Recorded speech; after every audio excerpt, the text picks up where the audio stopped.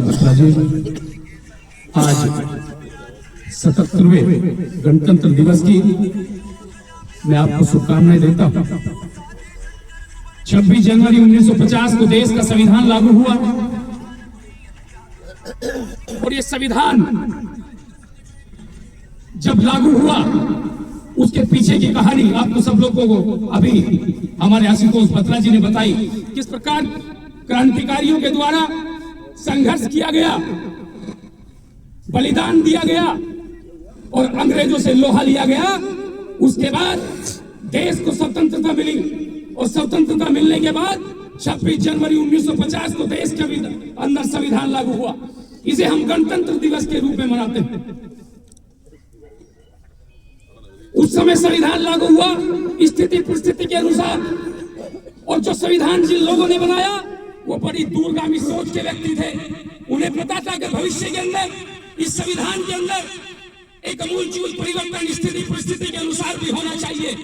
मगर आज की राजनीति किस प्रकार से जातिवाद पर भारी है, हम सब लोगों को चिंतन और मंथन करना है। आज आवश्यकता है उस संविधान में कुछ बदलाव की, क्योंकि उस समय की स्थिति कुछ और थी, आज इस समय की स्थिति कुछ और है।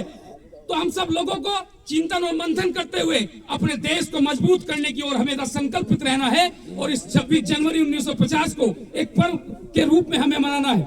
हम सब लोग इसी लगन और मेहनत के साथ, इसी आस्था और विश्वास के साथ, इसी संकल्पित भाव के साथ अपने इस राष्ट्रीय पर्व को मनाने का काम करेंगे। और अभी चुनाव का समय आगे आने वाला है। ऐसे डुगडुगी बजाने वाले लोग आपके बीच में आएंगे जो आपको जातियों के नाम पर बांटने का काम करेंगे।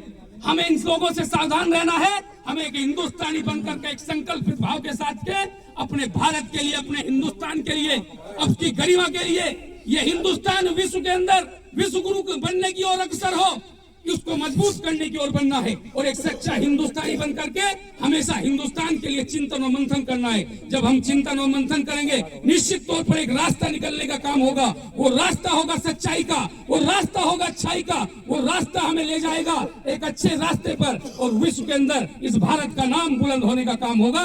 तो इसलिए किसी जातिवाद के नाम पर हमें नहीं बटना है। हमें हिंदुस्तान को मजबूत करना है और एक हिंदुस्तानी होने का फर्ज अदा करना है। इस महापर्व पर हम संकल्प लेकर के यहाँ से जाएंगे। और हैप्पी मॉर्निंग परिवार हमारे आदरणीय ओम प्रकाश कंसल जी के नेतृत्व में बहुत ही सुंदर ढंग से चल रहा है। हम इसी प्रकार से इसी लगन और मेहनत के साथ सारे पर्व को मनाने का काम करेंगे। मेरी ओर से बहुत बहुत शुभकामनाएं। बहुत सुंदर तालियां, जोरदार तालियां जयवीर जी के लिए। और अब मैं आमंत्रित करता हूँ हमारे श्री प्रेमनाथ छोकरा जी, वो भी आए, समय सीमा के अंदर अपनी बात को कहने का प्रयास करें। दो ही बात